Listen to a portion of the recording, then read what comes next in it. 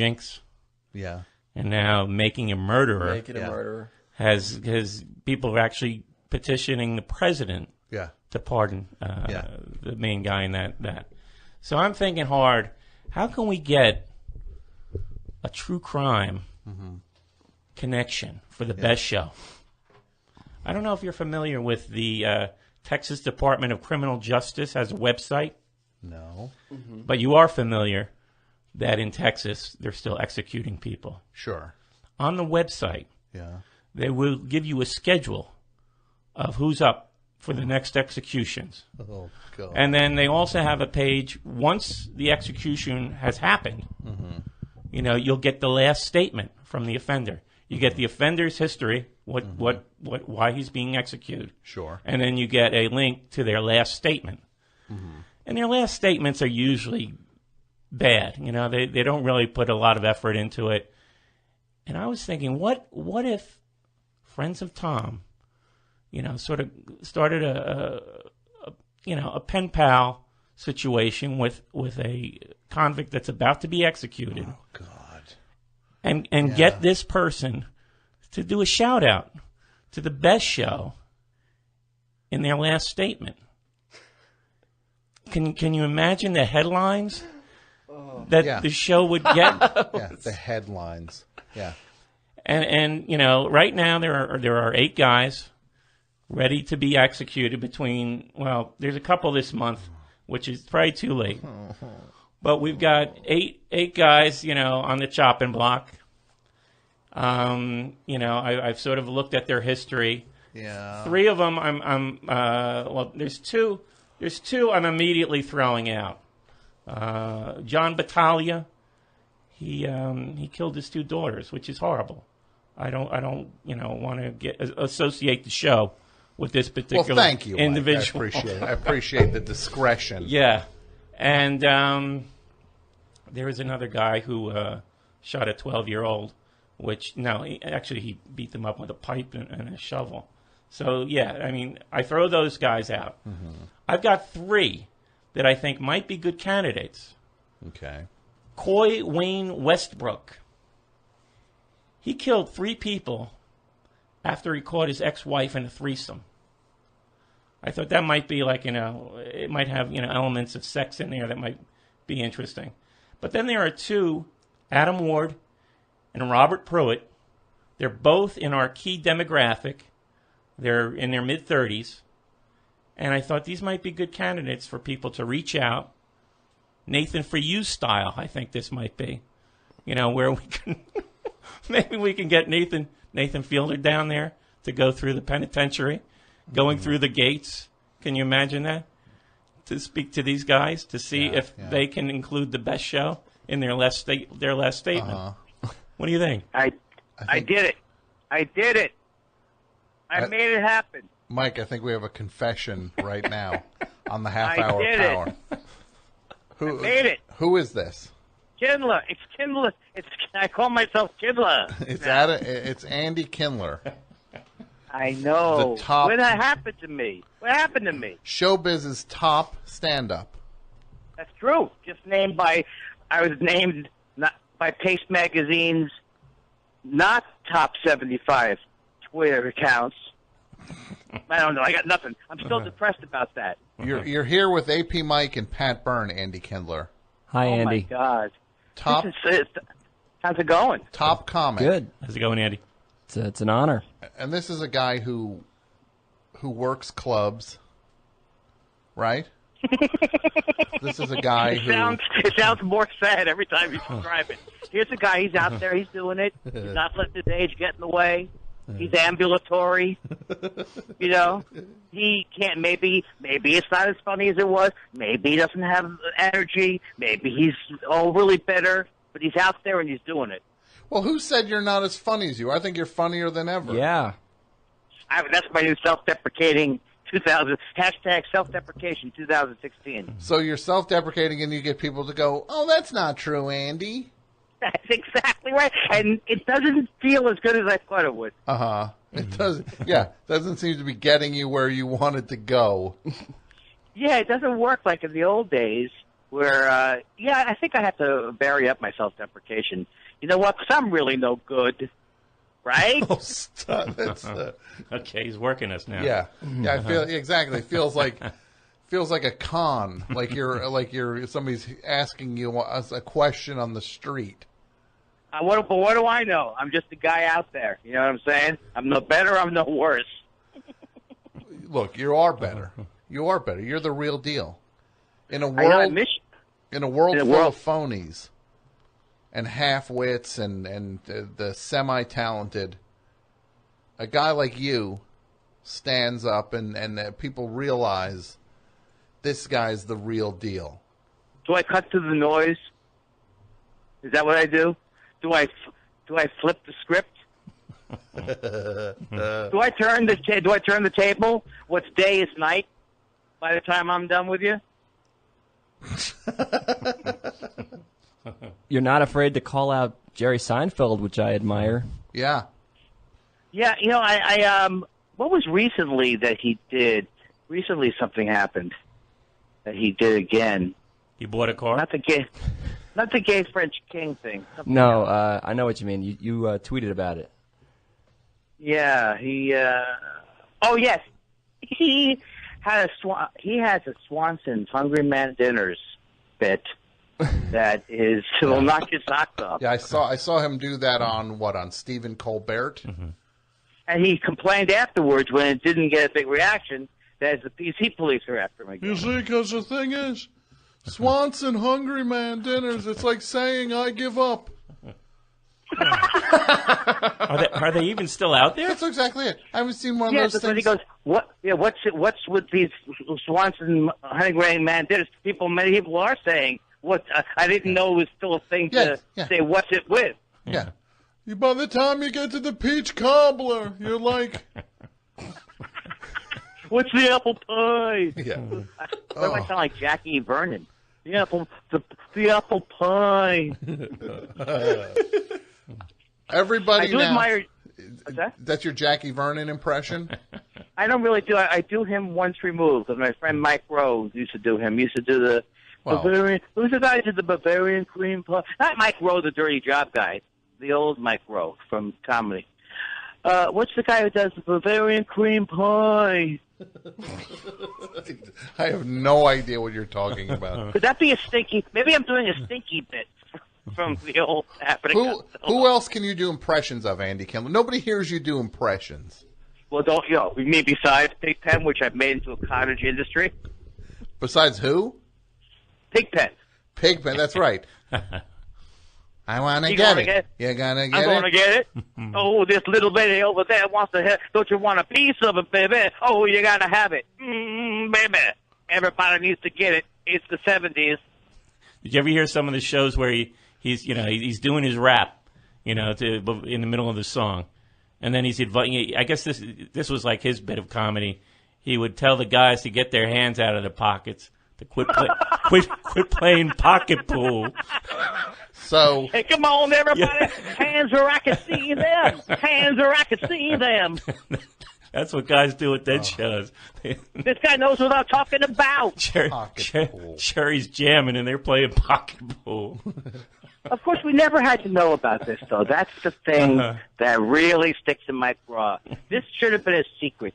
Had the decision been made to not extend Europe 72, which was already a 3 LP offering. Mm-hmm. Let's go back in.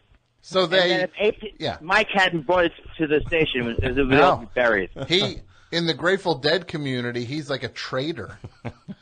He's like, if he goes out and does his thing, they're just like, you're that guy who brought up Pigpen. No, but the thing is, there are all these factions already built in. Mm-hmm. There are people I know who will not listen to anything Pigpen's on. Uh-huh. That's the anti-Pigpen segment of the audience. This is my dream. This is my dream Dead show. This is my dream Dead show in terms of lineup. Of course, Jerry, Bob.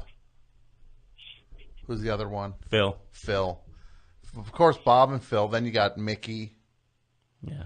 And who's the other drummer? Kreutzmann. Bill. Bill. Bill what? Right. Bill Kreutzmann. Kreutzmann. Mickey, what's Mickey's name? Hart. Mickey Hart, them. Then on keys, Vince Welnick. Well, I'm already out the door now. And then Bruce Hornsby also. I should bring in some Vince Welnick dead stuff, because in the middle of songs you're just hearing this high pitched whining sound, and you think there's like, is there feedback going on? Oh no, that's what he's playing. You realize that's going through the whole song. That's just him making the sound audibly. Yeah, it's like, oh boy, what is this? But if I only had Part of one, the jazz. that's part of it. If I only had one, Jazz. if I only had one to pick, I'd go with Keith Gottschalk and Donna Gottschalk. Yeah, I have had some problems with some of Donna's harmony. Donna the Destroyer. That's her nickname. But she's like, Pat, you hate the Grateful Dead, right? Yeah, I do, and I mean, So it's 2 versus 2. Yeah. It's the great debate. I have skeletons in the closet somewhere. That's my literal skeletons in the closet. Oh, I thought you actually were telling us something about your life. Sheldon's in the bar. There's that was it. No, everybody. It's something that I'm not ashamed of it, but I know I can't argue with anybody about it. Really, What's that? you know, The Dead. loving the Your Grateful love Dead. of the I mean, I love them to a degree, and I also love Jerry Garcia's solo stuff. And I love Jerry Garcia when he played the Dylan. I'm sure Mike, you like that too, right? Well, no, that's not a good period for me either. And actually, the Jerry Garcia solo stuff, you know, the shows, the pacing is like, you know, you realize, oh, Bob Weir served a function in the Grateful Dead. You know, he'd break up the 10-minute songs. But when you listen to a Jerry Garcia show, every song is 10 minutes long. And it's just like, it wears you down after a while. Well, Yeah. I would love to see like a meeting of the real Deadheads and Mike. And within a half hour, everybody's going to be, you know what? I don't like this band anymore. This guy's bringing me down. Yeah. Well, no, Not religious. there was a website where I was trading with these guys, and I was kind of the apostate, because, you know, I got off the bus with Brent Midland. You know, that was when I was done. Right. I was done when he entered the picture, and these guys went crazy. Andy? That's hard to imagine just being that upset. Yeah, you got to move along, right? No. Tom? I would love it if first thing you could do I just heard your Jackie Vernon, and now I want to hear you do more impressions. Okay. Is there anybody else you see if I can? Yeah. Yeah. Yes. Well, everybody does. Yes, eh? All right. But then there's also I do the guy from The Wizard of Oz. I think it's spot on. Everyone hates it. You've killed her. She's dead. Long live Dorothy. By the way, I'm bailing on it as I'm hearing the horrible non-reaction. That's my problem with impressions. That was one of the farmers, Yeah. right? That was someone, I don't know, something from that movie. Why am I doing an impression from The Wizard of Oz? Let's go to a special buffet in heaven where Jimmy Durante was. Who else do you do? There's a very special buffet in heaven. This sounds. What about this? Our Carney is there. How about this? Andy Kindler, the next special you do, Stars Presents. Or Epics. We'll get you on Epics. Epics. Yes. Epics presents Andy Kindler. A special buffet in heaven. Right? Yes. And it's a table. You come out and there's a buffet table with all different chairs, Right. and then you go, "Hey everybody, it's me, Andy Kindler," and you're like weirdly like down like a little bit, and you're like, "We're in heaven right now, and we're gonna go to this buffet table and see who's here. Who's sitting at this seat? Wyatt's, and who would it be?" Can we talk? There's not enough crudité. Can we talk? So, at this table we have Joan Rivers. So, Melissa. Get me a tray. Get me some. Get me soup. Okay. All right. Now, who's over at this seat here at the Hey, buffet? I'll say, hey, Hickory Dickory Dock, would it kill him to have some fresh fruit? Andrew Dice Clay's dead. Oh, it's a heaven. I forgot the It's premise. heaven. Look there, partner. The way I do it, I spell it. Johnny Carson? I was going to request John Carson. Wayne. I say the name, and then people have to get it. I'm John Wayne, and I'd like to have a hamburger. What does he say? That's the number one rule of impressions, is to announce. To identify. How about Johnny Carson? Can I hear your Johnny Carson? Well, it was. I don't want to say that the buffet was not well attended.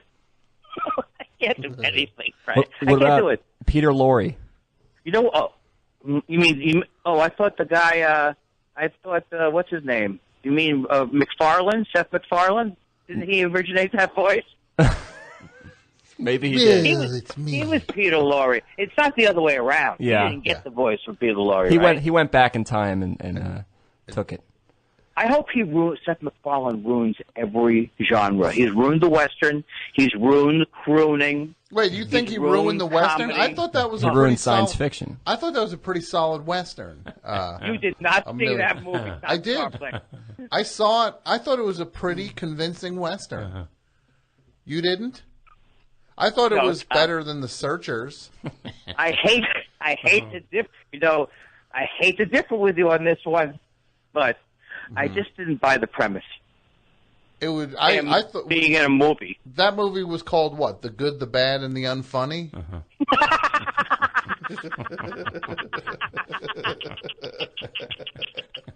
The horrible, the worse than horrible, and they're so unwatchable. You wish there had never been the invention of moving images. Yeah, or the one I said. Who is the actress? No, stop. I'm the guy who keeps pitching after we've come up with the joke. Yeah. Hey, I got a house number for you. I got a house number. Check it out. House number. Was that Mike? That one, right? Who was the actress in that movie? Charlize Theron. Oh, yeah. And there were all these sort of sincere, earnest scenes with her that have like a creepy vibe to them. Like he just wrote these scenes so he could interact with her. Yeah, him with those bizarre. Those weird white choppers in his mouth. I can't believe, I swear to God, I cannot believe. Was this something that was given to you as a bonus for watching something else? The movie? Yeah. It was like a Saw situation. Did you say Saw? Yeah. Did Seth MacFarlane remake those? No, I was in one of those situations. It was like I had to pick. I had to either do that or chop my hand off with an axe. And I thought about it, but then I decided to watch the movie, and I still regret that decision. Well, because severing your hand is an actual real experience. 2016, Andy Kindler. What can we look forward to from you? Well, I didn't ask you to set me up with a softball down the center of the plate, but I'm on my Northwest tour, Tom, this weekend, and I even put, and this is a big thing for me, I put my road dates on my website, which hasn't changed in 25 years. Mm-hmm. So I'm going up. Okay, guys, I'll give everybody a chance to recover from the excitement. So I'm going 4 cities in 4 nights. I'm doing it like you and John Worster do it, the big time. So the website. So what the website's andykindler.com. It unfortunately is //calendar. And you, what are these dates? Let's hear these dates. Thursday, Bellingham, Washington. This week, I can't remember the name of the club.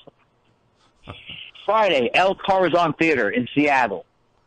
Saturday, Mississippi Studios in Portland. Very small venues. I say small venues so that people can have an intimate experience. Yeah, it's a chance. Yeah. You've turned your back. You've foregone the big rooms this time.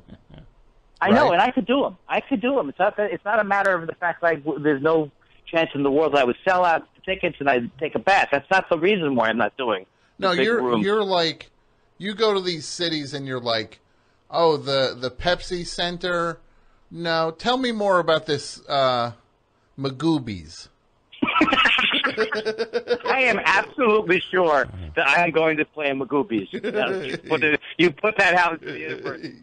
Then Magoob, Irish comedy pub. Yeah. So what are the rest of the dates? So Friday's going to be in Seattle at the El Corazon. Yes. Corazon. Saturday in Portland at Mississippi Studios. And then Sunday in Eugene, Oregon, somewhere. I can't remember the name right now. But, wait, I got it now. It says I'm not connected to the Internet. Okay. Is that the name of the theater? Yeah. That's the name of the place and not connected to the Internet? Wild Buffalo House of Music is what I'm playing in Bellingham. Okay. Do they know? It's a bringer show, Tom. It's a bringer show. Yeah. Yeah, I got to bring 10 people. And Old Nick's in Eugene, which is famous. Old Nick's is where REM first played. Okay. No. So it's REM's first show and your last show. Right. You know what? I think I have developed the horrible comedian tick of fake laughing after my joke. It's really sad.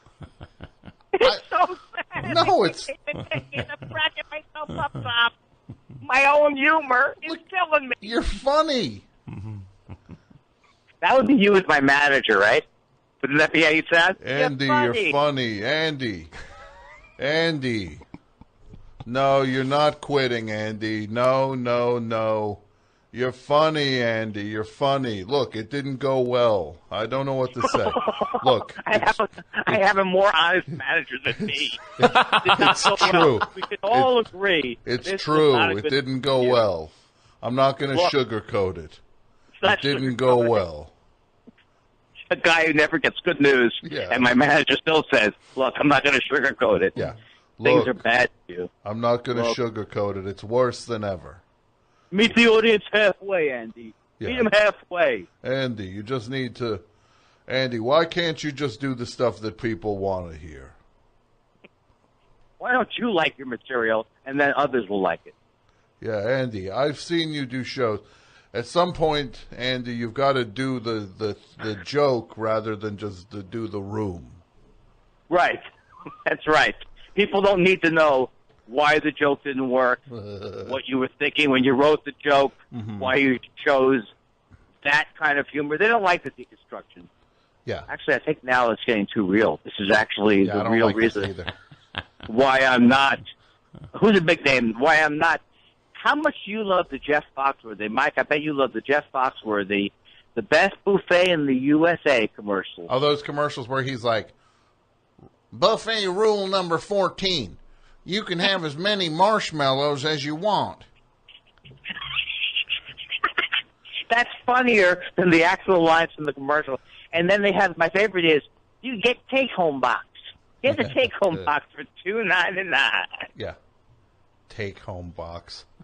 Can you imagine that garbage, shoveling that garbage into a thing? They should pay you $2.99 to take a box of it out of there. You're just going to throw it out anyway, it's right? Dumpster. It's a dumpster chow.